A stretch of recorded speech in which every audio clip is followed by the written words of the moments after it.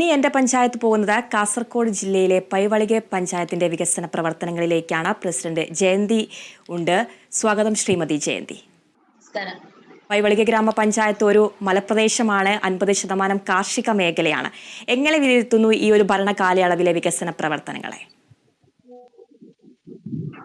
എന്ന് വെച്ചാൽ ഇപ്പൊ അധിക ആളുകള് കൃഷി മേഖലയിലാണ് ഉള്ളത്.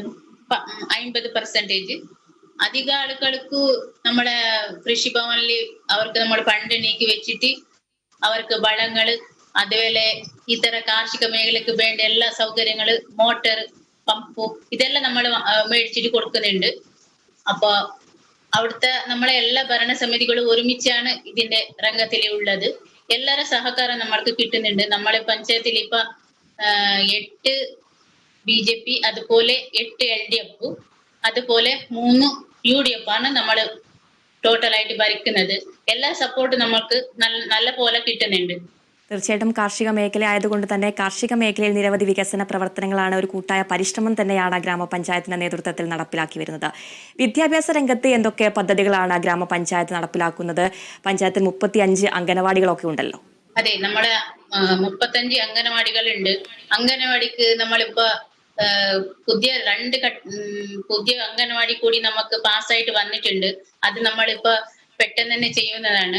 അതുപോലെ നമുക്ക് 35 അംഗനവാടികൾക്ക് നമ്മൾ മെയിൻ്റനൻസ് എല്ലാം ചെയ്തു. അതുപോലെ കുട്ടികൾക്ക് വേണ്ടിയിട്ട് കുറെ ടോയ്സുകൾ, അതുപോലെ ബേബി ടോയ്ലറ്റ് ഇതെല്ലാം നമ്മൾ ചെയ്തു. അതുപോലെ നല്ല പോലെ നമുക്ക് ഒരുമിച്ചാണ് നമ്മൾ നേട്ടം നേടുന്നത്. അതുകൊണ്ട് എല്ലാവരുടെ സഹകാരം നമുക്ക് ഇതിനു വേണ്ടി കിട്ടുന്നുണ്ട്. ആരോഗ്യരംഗത്ത് ഗ്രാമപഞ്ചായത്തിന്റെ ഒരു ഇടപെടൽ എത്രത്തോളമാണ് ഉണ്ടായിട്ടുള്ളത്? പാലിയേറ്റീവ് പ്രവർത്തനമൊക്കെ എങ്ങനെയാണ് ഗ്രാമപഞ്ചായത്തിൽ നടപ്പിലാക്കുന്നത്? പാലിയേറ്റീവ് കൂടി അതുപോലെ തന്നെ നല്ല പോലെ പ്രവർത്തനമാണ്. നമ്മുടെ അടുത്ത ഡോക്ടർമാരായെങ്കിലും അവിടുത്തെ സിസ്റ്റർമാരായെങ്കിലും ആശാ വർക്കർമാരായെങ്കിലും എല്ലാവരും കൂടി നല്ല രീതിയിലാണ് ഈ പാലിയേറ്റീവിന്റെ സപ്പോർട്ട് നമുക്ക് നൽകുന്നത്. എന്ന് വെച്ചാല് മന്ത്ലി എല്ലാ വീട്ടിലേക്ക് കൂടി അവർ സർവേ ചെയ്യാനുണ്ട്. അപ്പൊ ആ ടൈമിൽ എല്ലാ ജനപ്രതിനിധികളും കൂടി അവരെ ഒരുമിച്ച് വീട് സന്ദർശിക്കാറുണ്ട്. അതുപോലെ നമ്മള് കൊല്ലത്തില് പാലിയേറ്റീവ് സംഗമം നടത്താറുണ്ട്.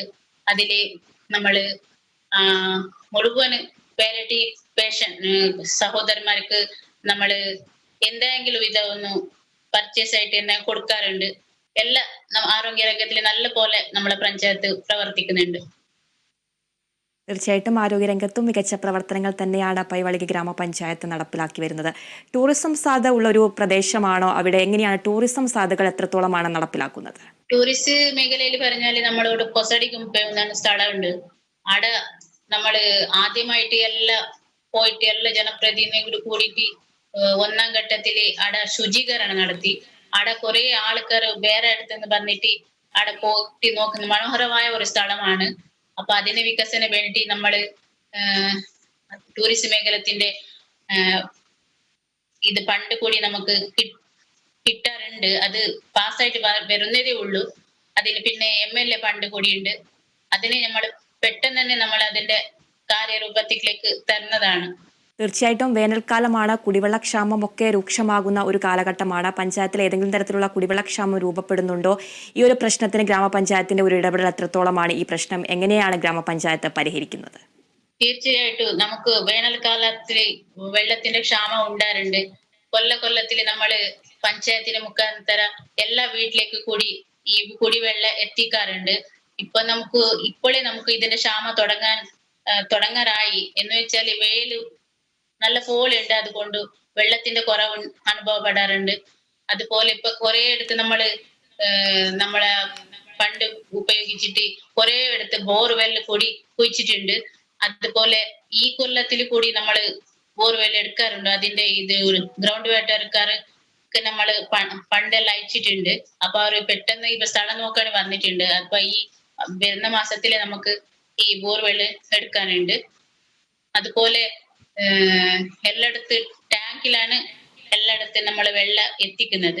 അപ്പൊ ഇതെല്ലാം നമുക്ക് ഒരുമിച്ചാണ് എല്ലാവരും സപ്പോർട്ട് നൽകിക്കൊണ്ടാണ് നമുക്ക് എത്തിക്കാൻ കഴിയുന്നുണ്ട്. തീർച്ചയായും കൂട്ടായ പരിശ്രമം തന്നെയാണ്, കൂട്ടായ പ്രയത്നം തന്നെയാണ് ഗ്രാമപഞ്ചായത്തിനെ ഇത്തരത്തിലുള്ള വികസന പ്രവർത്തനങ്ങൾ ചെയ്യാൻ പ്രേരിപ്പിക്കുന്നതും. എന്തൊക്കെ വികസന പ്രവർത്തനങ്ങളാണ് വയോജനങ്ങൾക്ക്, ഭിന്നശേഷിക്കാർക്ക് നടപ്പിലാക്കി വരുന്നത്? വയോജന സംഗമം അടക്കം സംഘടിപ്പിക്കുന്ന ഒരു ഗ്രാമപഞ്ചായത്ത് കൂടിയാണ്. തീർച്ചയായും നമ്മള് വയോജനങ്ങൾക്ക് ഈ പ്രാവശ്യം നമ്മള് കലാമേള, അതുപോലെ ക്യാമ്പ് നടത്തി, മെഡിക്കൽ ക്യാമ്പ് നടത്തിയിട്ട് അവർക്ക് വേണ്ടിയുള്ള ഉപകരണങ്ങൾ നമ്മൾ മേടിച്ചിട്ട് കൊടുത്തു. അതുപോലെ കലാമേളത്തില് എല്ലാ വയോജനങ്ങളും നല്ല പോലെ പാർട്ടിസിപ്പേറ്റ് പെടുത്തി നല്ല പോലെ ഈ കാര്യക്രമത്തിൽ പങ്കെടുത്തിട്ടുണ്ട്, ആനന്ദിച്ചിട്ടുണ്ട് അവരെല്ലാം. അതുപോലെ നമുക്ക് നമ്മൾ ഈ കലാമേള ഈ പ്രാവശ്യമാണ് നടത്തത്. അതിനു മുമ്പ് നമ്മൾ ഈ കട്ടില്, അതുപോലെ അവർക്ക് വേണ്ടിയുള്ള സൗകര്യങ്ങൾ നമ്മള് പഞ്ചായത്ത് മുഖേന കൊടുത്തിട്ടുണ്ട്. ഈ കുറി മാത്രം നമ്മൾ ഈ കലാമേള ആണ് നടത്തിയത്. അപ്പൊ എല്ലാരും നല്ല പോലെ സപ്പോർട്ട് ചെയ്തിട്ടുണ്ട്. ആശ വർക്കർ, അംഗനവാടി ടീച്ചർമാരായിട്ട് ICDS സൂപ്പർവൈസറും എല്ലാരും ഇതിനു വേണ്ടിയിട്ട് നല്ല പോലെ പ്രവർത്തനം ചെയ്തിട്ടുണ്ട്. അതുപോലെ ഭിന്നശേഷിക്കാർക്ക് അവർക്ക് നമ്മൾ എല്ലാ പ്രാവശ്യവും കൂടി സ്കോളർഷിപ്പ് നൽകുന്നുണ്ട്. അതുപോലെ അവർക്ക് കൂടി അങ്ങനെ മെഡിക്കൽ ക്യാമ്പ് നടത്തി അവർക്ക് കൂടി ഉപകരണങ്ങൾ കൂടി നമ്മൾ വിതരണം ചെയ്തു. തീർച്ചയായിട്ടും ജനങ്ങളുടെ അടിസ്ഥാന സൗകര്യങ്ങളിൽ ഒന്നാണ് പാർപ്പിടം എന്ന് പറയുന്നത്. ഭവന പദ്ധതി എത്രത്തോളമാണ് ഗ്രാമപഞ്ചായത്തിൽ നടപ്പിലാക്കാൻ സാധിച്ചിട്ടുള്ളത്? ഭവന പദ്ധതി എന്ന് വെച്ചാല് അത് നമ്മളെ ഈ 2020-21 എടുത്ത ആപ്ലിക്കേഷൻ അധികം 500 അധിക ആപ്ലിക്കേഷൻ ഉണ്ടായിരുന്നു. അപ്പൊ നമ്മൾക്ക് ഇപ്പൊ മുഴുവൻ SC/ST ആയിട്ട് ജനറൽ ആയിട്ട് ടോട്ടൽ 250 പേർക്കാണ് ഇപ്പൊ കൊടുത്തിട്ടുള്ളത് വീട്. അത് കുറച്ച് വീട് പൂർത്തീകരിക്കാൻ ഇനി ബാക്കിയുള്ളൂ. അതുപോലെ ജനറൽ വിഭാഗക്കാർക്ക് ഇപ്പൊ ഈ പ്രാവശ്യം കൂടി നമ്മൾ 200 നമ്പറത്തോളം ഫസ്റ്റ് അലോട്ട്മെന്റ് കൊടുത്തു കഴിഞ്ഞു. അതുപോലെ ഇനി കുറച്ച് പേർക്കേ ഉള്ളൂ. അത് നമ്മളിപ്പോ ഈ 25 കുറച്ച് പേർക്കായെങ്കിൽ നമുക്ക് 2 ഗഡുവായെങ്കിൽ കൊടുക്കാനെന്ന് തീരുമാനിച്ചിട്ടുണ്ട്. തീർച്ചയായിട്ടും മാലിന്യ സംസ്കരണ രംഗത്തെ ഗ്രാമപഞ്ചായത്തിന്റെ ഒരു ഇടപെടൽ എത്രത്തോളമാണ്? ഹരിതകർമ്മ സേനാംഗങ്ങൾ, MCF, ബയോബിന്നുകൾ സംവിധാനങ്ങളൊക്കെ ഉപയോഗിച്ചുകൊണ്ടുള്ള? തീർച്ചയായും നമ്മൾക്ക് MCF തുടങ്ങിയിട്ട് സാധാരണ ഒരു 8 കൊല്ലം കഴിഞ്ഞു തോന്നുന്നു. നമ്മൾ വരുന്ന മുമ്പ് തന്നെ MCF ഉണ്ടായിരുന്നു.